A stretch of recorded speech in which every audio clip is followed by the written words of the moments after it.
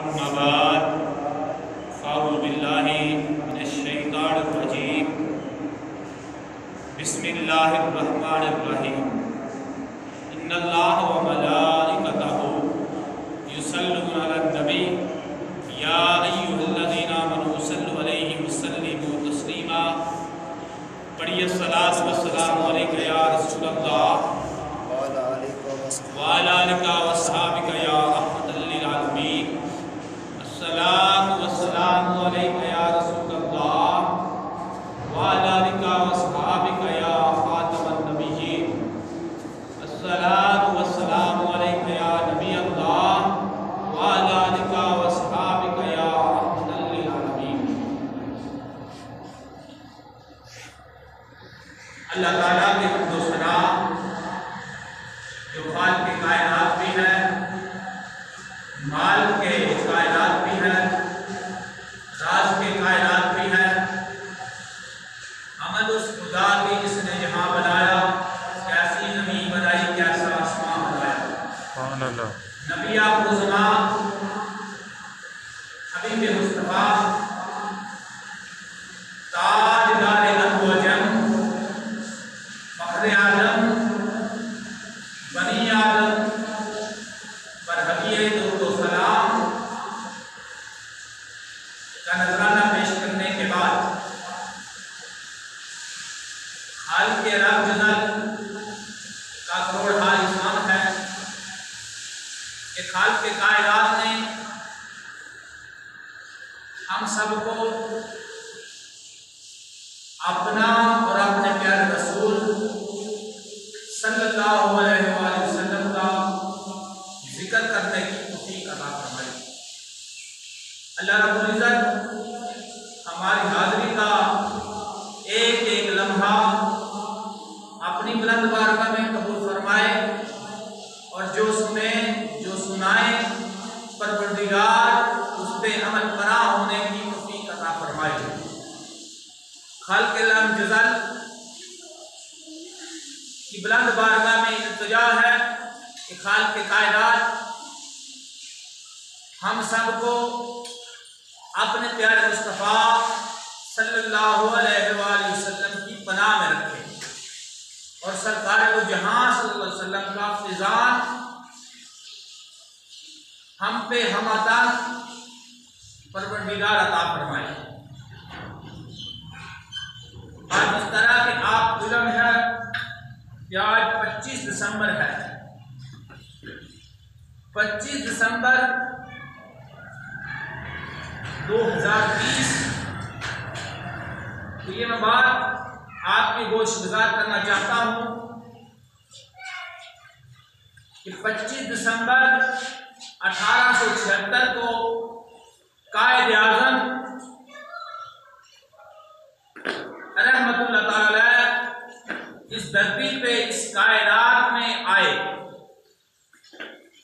अब ये बात भी आपकी गोशगुजार करना चाहता हूँ, वो बेहतरीन वकील भी थे और बेहतरीन सियासतदान भी और बानी पाकिस्तान भी थे।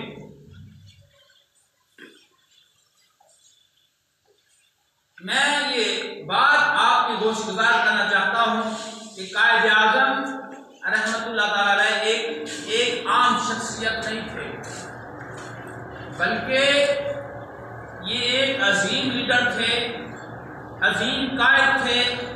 कायद को कायद आज़म इसलिए कहते हैं कि कायद कहते हैं रहनुमा को, लीडर को, और आज़म कहते हैं बड़े को। कायद आज़म को कायद आज़म इसलिए कहते हैं कि ये सबसे बड़े लीडर थे, सबसे बड़े लीडर थे। दूसरी बात ये गोशगुजार करना चाहता हूँ कि कायद आज़म रहमतुल्लाह ताला अलैह 11 सितंबर 1948 को इस दुनिया से कूच करके अल्लाह पाक उनके दर्जात बुलंद फरमाए, उनको आला मुकाम अता फरमाए। आमीन। रब्बे कायनात अपने प्यारे मुस्तफ़ा सल्लल्लाहु अलैहि वसल्लम के सदक़े उनकी कब्र पे करोड़ रहमतों का नज़ूल फरमाए। तो कायद आज़म रहमतुल्लाह ताला अलैह ने जिंदगी का आगाज किया کچھ موتی بڑے انمول ہوتے ہیں۔ قائد اعظم رحمۃ اللہ تعالی علیہ 1913 سے لے کر 1948 تک اپنی وفات تک عالمیہ مسلم لیگ کے رہنما رہے، بلکہ یوں کہوں کہ قائد اعظم رحمۃ اللہ تعالی علیہ پاکستان بننے کے بعد پہلے گورنر جنرل بھی تھے۔ قائد اعظم رحمۃ اللہ تعالی علیہ کے حوالے سے یہ بات بھی آپ کے گوش گزار کرنا چاہتا ہوں، مناسب سمجھتا ہوں کہ قائد اعظم رحمۃ اللہ تعالی علیہ 1934 کو لندن میں اپنے ہاسٹل میں رہتے ہوئے تھے۔ یہ پاکستان ایسے نہیں مار کے وجود میں آیا، رات کو سوئے تو صبح پاکستان بن گیا۔ اس کے لیے ہزارہا قربانیاں دی، ہزارہا جانیں لوٹی اور ہزارہا عظمتیں، عصمتیں، پاسدارییں، عورتوں نے عصمتیں، اسمیت بچائی اور عصمتیں لٹائی گئی۔ اور یہاں پہ میں بات یہ روزے روشن کی طرح یاد کرتا ہوں کہ ہزارہا لاکھوں کی تعداد میں علماء کی قربانیاں ہوئیں، لاکھوں کے تعداد میں نوجوانوں کی قربانیاں ہوئیں، لاکھوں کی تعداد میں بوڑھے اپنی جان کے اوپر کھیل کے پاکستان کو بعد وجود میں لائے۔ یہ صرف قائد اعظم رحمۃ اللہ تعالی علیہ کو پروردگار کے پیارے رسول کا اشارہ ہوا تھا۔ یہ پاکستان ایسے بعد وجود میں نہیں آیا، پاکستان کو پروردگار کے پیارے رسول صلی اللہ علیہ وسلم کا فیضان ہے۔ قائد اعظم رحمۃ اللہ تعالی علیہ 1934 کو بیان کرتے ہیں کہ میں اپنے ہاسٹل میں لیٹا ہوا تھا، میں خواب دیکھتا ہوں کہ میری چارپائی کو کوئی حرکت دے رہا ہے۔ قائد اعظم رحمۃ اللہ تعالی علیہ کہتے ہیں میں اٹھا، میں نے دیکھا، جب میں دیکھتا ہوں تو مجھے نظر کوئی نہیں آتا، نظر کوئی نہیں آتا۔ میں پھر لیٹ جاتا ہوں، آنکھ لگ جاتی ہے، پھر چارپائی کو حرکت محسوس ہوتی ہے، پھر میں اٹھ کے دیکھتا ہوں تو کیا دیکھتا ہوں کہ کوئی نہیں میری چارپائی کو حرکت دیکھ رہا۔ کہتے ہیں میں پھر لیٹ گیا اور میں نے تیسری دفعہ پھر حرکت محسوس کی۔ جب میں تیسری دفعہ اٹھا، سامنے دیکھا کہ کمرہ جگمگا اٹھا ہے اور سامنے ایک نورانی چہرہ ہے، سامنے ایک نورانی چہرہ ہے، اور کہتے ہیں زلفیں بھی بڑی سونی ہیں، چہرہ بھی بڑا سونا ہے، اور آپ مسکرا رہے ہیں۔ اور وہ ذات کون سی ذات تھی جو مسکرا رہی تھی، جس کا چہرہ کھل رہا تھا، جس کی زلفیں امبریک تھی، وہ سرکار کی ذات تھی۔ کہتے ہیں میں نے سرکار کا چہرہ بدوہا دیکھا۔ جب سرکار سامنے دیکھے نا، میں اٹھ کے کھڑا ہو گیا ادب کے ساتھ۔ جب میں اٹھ کے کھڑا ہوا نا ادب کے ساتھ، تو سرکار دو جہاں صلی اللہ علیہ وسلم نے کیا فرمایا؟ قائد اعظم ہندوستان واپس چلا جا، تیری میں مدد بھی کروں گا، پاکستان بنا کے بھی دوں گا۔ آج جو پاکستان کی حالات ہے نا، اگر میرے محبوب کی نگاہ کرم نہ ہوتی، میرے محبوب کی عطا نہ ہوتی، میرے محبوب کا فیض نہ ہوتا، تو یہ کب پاکستان کب گر چکا ہوتا۔ یہ میرے مصطفیٰ کا فیضان ہے، میرے مصطفیٰ کی نگاہ ہے کہ آج تک بھی پاکستان صحیح سلامت ہے۔ تو قائد اعظم رحمۃ اللہ تعالی علیہ کہتے ہیں میں پاکستان آیا، سب سے پہلے میں جماعت علی شاہ صاحب کے پاس گیا، جماعت علی شاہ صاحب کے پاس گیا، اور پھر سیال شریف کیا، پھر دیگر مشائخ کو ملا، علماء کو ملا، پیروں کو ملا۔ میں پڑھ رہا تھا کہ 5000 علماء تھے، 5000 علماء تھے جن کو قائد اعظم رحمۃ اللہ تعالی علیہ کی سپورٹ تھی۔ اور یہاں پہ میں بات عرض کرنا چاہتا ہوں، تاریخ چھپی نہیں رہتی، یہاں پہ بھی میں نام نہیں لینا چاہتا کسی کا بھی.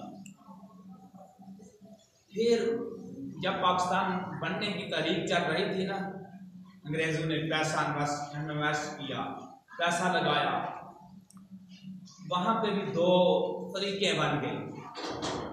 علماء کی بھی دو طریقے بن گئے. علماء کی بھی دو طریقے بن گئی. ایک پاکستان کی حمایت میں تھے اور دوسرا پاکستان کی مخالفت میں تھے. انہوں نے جلسے بھی کیے، جلوس بھی نکالے پاکستان کی مخالفت میں. اور یہ بھی کتابوں میں لکھا ہے کہ ایک مفتی صاحب، میں نام نہیں لینا چاہتا، وہ کہتے تھے شکر ہے ہم پاکستان بنانے کے گناہ میں شامل ہیں. اس طرح کی تحریک کی ہمارے اوراق میں موجود ہے، ہماری تحریک میں موجود ہے. اور پاکستان قائد اعظم کو کافر اعظم بھی کہا گیا. ڈاکٹر علامہ اقبال رحمۃ اللہ علیہ کو شرابی بھی کہا گیا. آج بھی غیر مسلط کو کسی کو پوچھ کے دیکھیں علامہ اقبال کے بارے میں، وہ اچھے نظریات نہیں رکھتا. قائد اعظم کے بارے میں اچھے نظریات نہیں رکھتا، بلکہ قائد اعظم کو کسی نے کہا کہ آپ شیعہ ہو، قائد اعظم رحمۃ اللہ علیہ نے کہا اگر میں شیعہ ہوں تو گاندھی کو ووٹ دے لو، وہ تو سنی ہے نا. بلکہ میں اس طرف نہیں جانا چاہتا، یہ علیحدہ بحث ہے. پھر جلسے پسرور میں ایک جلسہ ہوا جس میں اندرا گاندھی کو بٹھایا گیا. ممبر پہ اندرا گاندھی کو بٹھانے کی جگہ نہیں تھی. یہاں ممبر رسول پہ اللہ والے بیٹھتے ہیں. میں اس طرف نہیں جانا چاہتا. یہ تحریک چلی، ایک پاکستان کی حمایت میں تھی اور ایک پاکستان کی مخالفت میں تھی. بلکہ میں یہاں پہ بات رو کے قائد اعظم رحمۃ اللہ تعالیٰ علیہ کی طرف آتا ہوں. قائد اعظم رحمۃ اللہ تعالیٰ علیہ نے مشائخ کو اکٹھا کیا، مشائخ نے ان کا ساتھ دیا. سرفرست جماعت علی شاہ صاحب تھے. پھر کیا ہوا، قائد اعظم رحمۃ اللہ تعالیٰ علیہ کراچی میں خطاب کر رہے تھے. ایک نوجوان نے سوال پوچھا کہ آپ پاکستان کیوں بنا رہے ہو، آپ کیوں پاکستان کو بنانا چاہتے ہو؟ تو قائد اعظم رحمۃ اللہ تعالیٰ علیہ نے کہا کہ قائد اعظم نے پاکستان بنایا نہیں، پاکستان اسی دن بعد میں وجود میں آ گیا تھا جس دن ہندوستان کا پہلا مسلمان ہوا تھا. ہندوستان کا پہلا مسلمان ہوا تھا، اسی دن پاکستان بن چکا تھا. پھر قائد اعظم رحمۃ اللہ تعالیٰ علیہ کو پوچھا گیا کہ یہاں پہ قانون کون سا ہوگا. قائد اعظم اٹھے، قائد اعظم نے وضو کیا اور ایک لمباری کی طرف بڑھے. لمباری کی طرف جب بڑھے تو قائد اعظم نے مقدس ہاتھوں کے ساتھ مقدس کتاب کو اٹھایا اور بتایا کہ یہ قرآن پاک 1400 صدیاں پہلے نظام مصطفیٰ پروردگار کے پیارے رسول ہمیں عطا فرما گئے ہیں. تم یہاں پہ کہتے ہو پاکستان میں قانون کون سا ہوگا، یہاں پہ خلیفہ کون سا ہوگا. میں بتانا چاہتا ہوں، قائد اعظم نے کہا میں بتانا چاہتا ہوں، یہاں پہ قانون محمد عربی کا ہوگا. یہاں پہ قانون محمد عربی کا ہوگا. یہاں پہ خلیفہ حضرت عمر فاروق جیسا ہوگا، یہاں پہ خلیفہ حضرت عثمان غنی جیسا ہوگا، یہاں پہ خلیفہ حضرت ابوبکر صدیق جیسا ہوگا، یہاں پہ خلیفہ محدث علی پور جیسا ہوگا، یہاں پہ خلیفہ حضرت پیر میر علی شاہ صاحب جیسا ہوگا، یہاں پہ خلیفہ جماعت علی شاہ صاحب جیسا ہوگا، یہاں پہ خلیفہ پیر سیال جیسا ہوگا، یہاں پہ خلیفہ پیر پٹھان جیسا ہوگا، یہاں پہ خلیفہ محی الدین چشتی اجمیری جیسا ہوگا. سبحان اللہ، سبحان اللہ. کہاں سے طریق پڑھ کے دکھاؤں. قائد اعظم رحمۃ اللہ تعالیٰ علیہ کے دستے بازو بنے. قائد اعظم رحمۃ اللہ تعالیٰ علیہ ایسے آدمی نہیں تھے جس نے قرآن کو ہاتھ میں لگایا. آج ہم جس کو ووٹ دیتے ہیں ہم نے کبھی سوچا نہیں، ہم تو نالیوں کے لیے ووٹ دیتے ہیں، ہم گلیوں کے لیے ووٹ دیتے ہیں، کبھی ہم نے اسلام کے لیے ووٹ نہیں دیا. ہم ان لوگوں کو ووٹ دیتے ہیں جنہوں نے کبھی کلمہ درست پڑھا ہی نہیں. آج اسمبلی کے ہر ممبر سے پوچھ لیں، دعائے قنوت کسی کو نہیں آتی. میڈیا والے بتاتے ہیں دعائے قنوت کسی کو نہیں آتی، کلمہ کسی کا درست نہیں. ہم حکومت کو گالی دے کے اپنا رانجھا راضی کر لیتے ہیں. अपना रांझा राजी कर लेते हैं। भाई जो हुक्मरानों का कसूर है वो हमारा भी कसूर है। जब वोट की लाइन में लगी होती हैं हम भी उसमें शरीक होते हैं। और हजरत इमाम मालिक बयान करते हैं कि जालिम का साथ देने वाला भी जालिम है। हमने कभी सोचा है कि हम जिसको वोट दे रहे हैं वो मोहम्मद अरबी का गुलाम है? हमने कभी सोचा है ये असम्बली में जाकर इस्लाम की बात करेगा? हमने कभी सोचा है कि दीन की बात करेगा? हमें तो गलियों और नालियों से गरज है ना, हमें तो नौकरियों से गरज है, हमें दीन के साथ कोई लगाव नहीं। हमें दीन मिला है मुफ्त में। हम बच्चे को स्कूल में दाखिल करवाने जाते हैं ना तो पहले उसका एडमिशन होता है 2000 रुपया, फिर बच्चा जाकर स्कूल में दाखिल होता है और फिर फीसें हम दुगनी भरते हैं।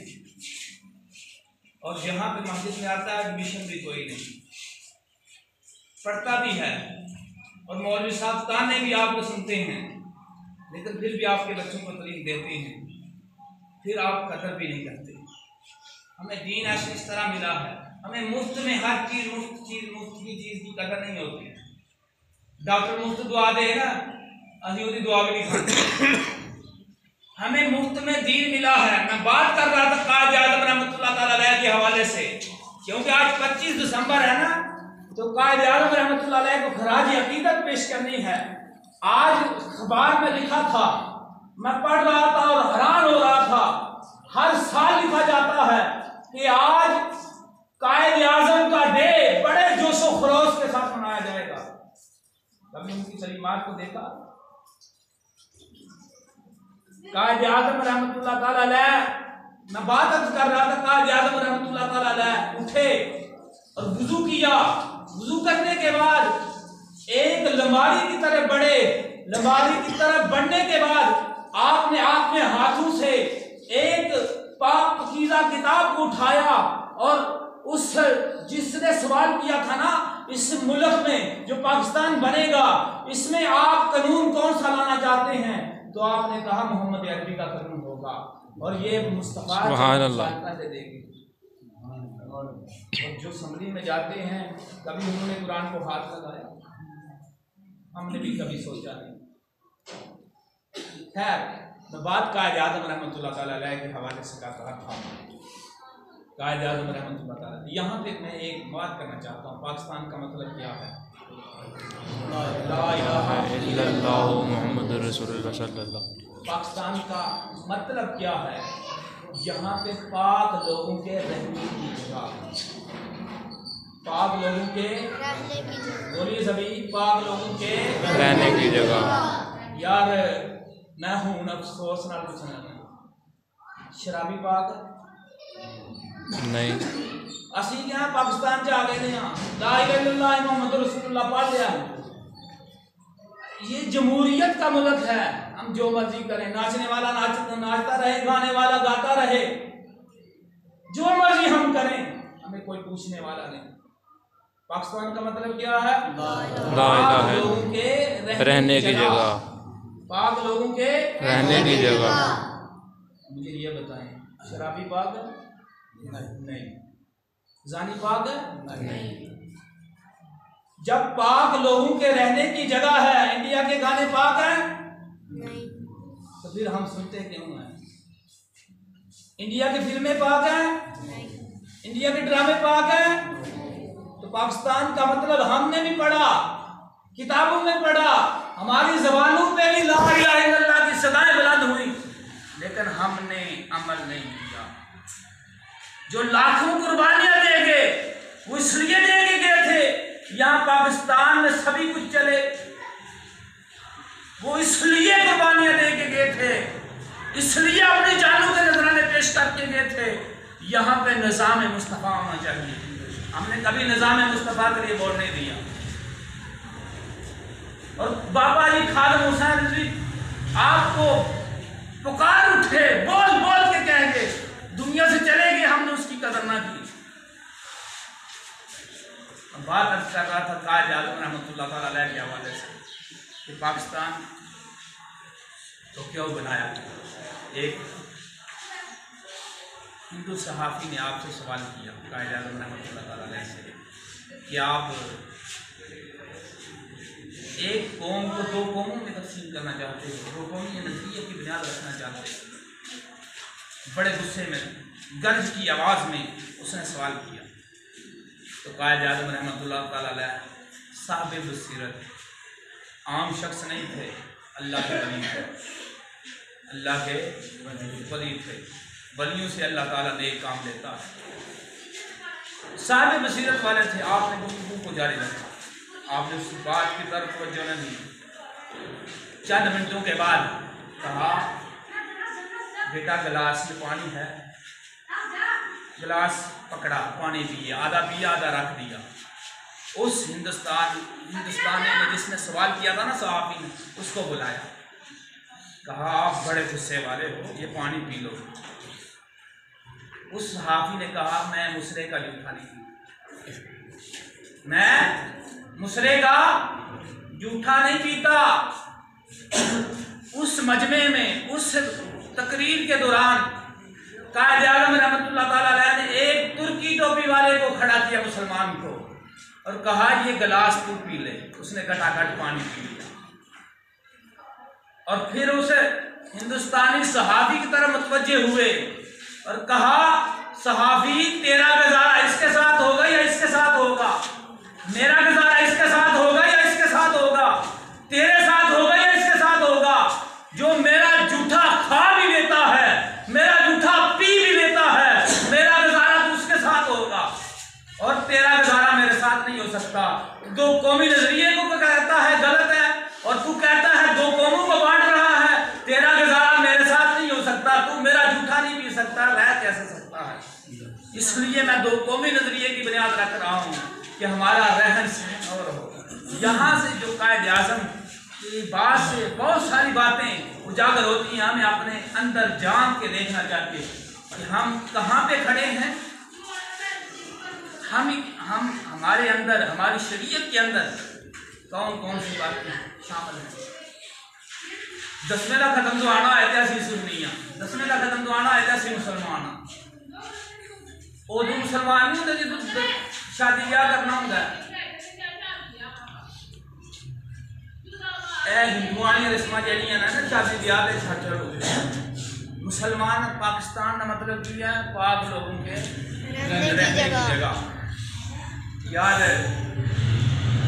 اصل مسلمان ہیں تو مسلمان والے کام کرنے چاہیے. آخری گل, حضرت قائد اعظم رحمۃ اللہ تعالیٰ علیہ پاکستان بننے کے بعد جماعت علی شاہ صاحب رحمۃ اللہ تعالیٰ علیہ کو خط لکھتے یا آپ کو کوئی وزارت چاہیے.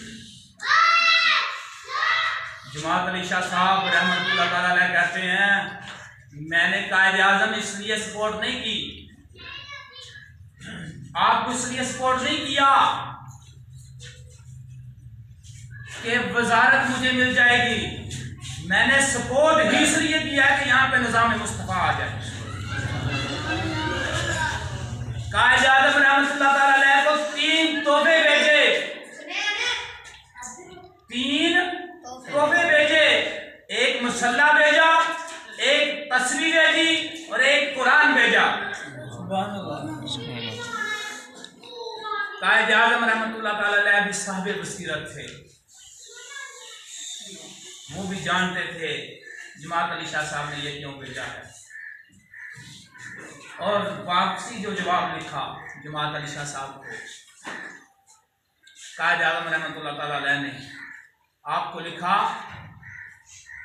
کہ آپ نے مجھے مسلح اس لیے دیا ہے کہ جو اللہ کا فرما بردار نہیں ہوتا اس کی قوم اس کی فرما برداری نہیں کرتی.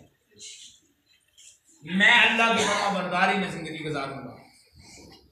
دوسرا تحفہ تسبیح اس لیے دی ہے کہ تو مصطفیٰ پہ درود و سلام پڑھتا رہے, محمد علی جناح یہی پڑھتا رہے گا, اور جب تک یہ زندگی ہے قائد اعظم رحمۃ اللہ علیہ مصطفیٰ پہ درود پڑھتا رہے گا.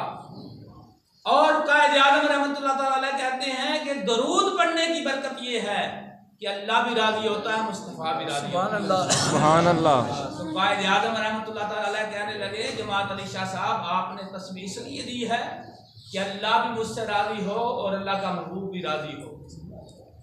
تیسری بات جو قائد اعظم رحمۃ اللہ تعالیٰ علیہ نے جماعت علی شاہ صاحب کو جواب میں کہا قرآن جماعت علی شاہ صاحب آپ نے مجھے اس لیے دیا ہے کہ تو قرآن کی تلاوت کر اور اللہ کے رسول کے احکامات لوگوں تک پہنچائے اور اللہ کے رسول کے احکامات کے مطابق فیصلے کر سکے۔ اب قائد اعظم رحمۃ اللہ تعالیٰ علیہ اسی طرح کرے۔ یہ وہ پاکستان تھا، اس پاکستان کی بات کر رہا ہوں جس میں قائد اعظم رحمۃ اللہ تعالیٰ علیہ جیسے لیڈر تھے۔ قائد اعظم رحمۃ اللہ تعالیٰ علیہ نے ایک پیغام دیا اور پاکستان بنانے کا مقصد یہ تھا کہ یہاں پہ نظام مصطفیٰ ہو، ہمارا ووٹ ہوگا تو نظام مصطفیٰ کے لیے، ہمارا رہن سہن ہوگا تو پیارے مصطفیٰ کے لیے۔ ہم آج عہد کر کے جائیں، آج قائد اعظم کا ڈے ہے نا، ہم عہد کر کے جائیں، ہم ارادہ کر کے جائیں کہ جب ووٹ کی باری آئے گی تو نظام مصطفیٰ پہ ووٹ دیں گے، انشاءاللہ نظام مصطفیٰ پہ ووٹ دیں گے۔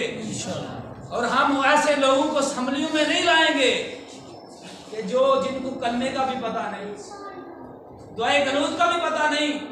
پچھلے دنوں ایک میڈیا پہ آ کے قل ہو اللہ پڑھنے لگا اور 3 دفعہ پڑھنے لگا، تینوں دفعہ غلط پڑھی۔